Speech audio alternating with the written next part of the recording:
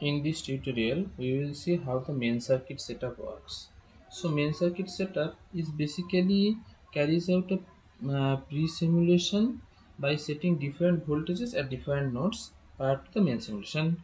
So how does it work? Actually, in the sequential circuits, especially in the sequential circuits, we first need to load some values into the nodes and then perform the simulation.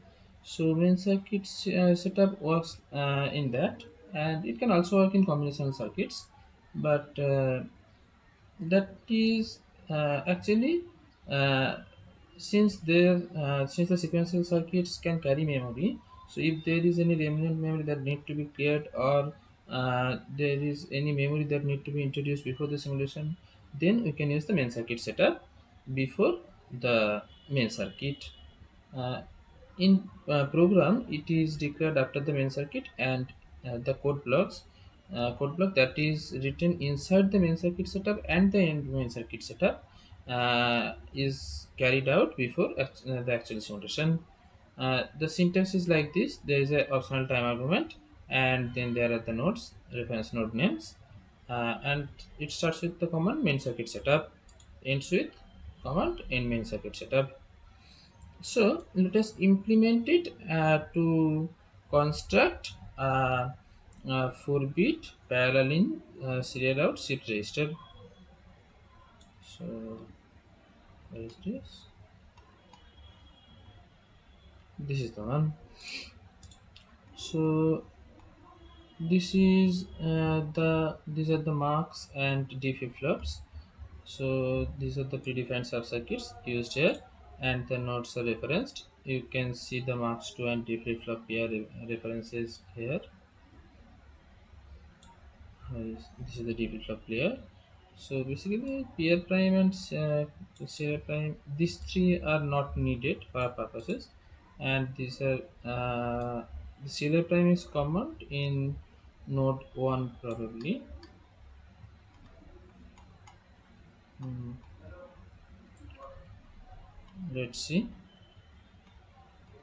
Yes, this is common in node 1, and 0 is the clock input, 1 is the clear output, 3 is the load shift select input, and 4 is the serial output.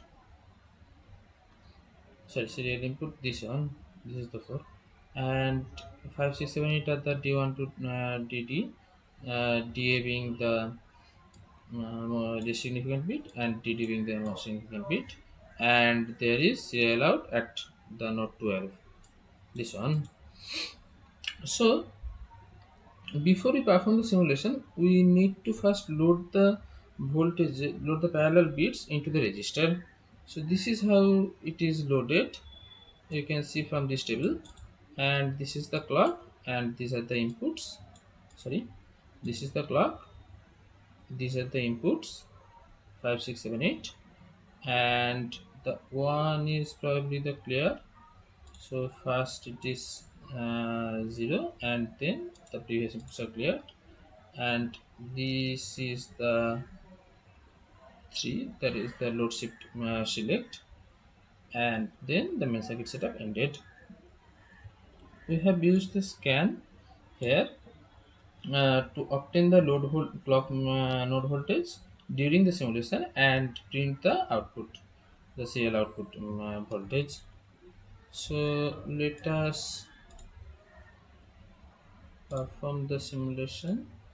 This is a code, this is the same code. Actually it is a register, but still. So this is the main circuit, and we will simulate it, and here is a simulator. So let's get started with the simulation. Zebra counter.txt. Now let's start the pre-simulation and the simulation. So each time the clock pulse is changed, a new output comes from the serial out, that is 12th node. So let's start with 1 1 0, changed, 1 0 1 0 1 0. but then after the four outputs there will be nothing. So yes, there is nothing. So this is how it works.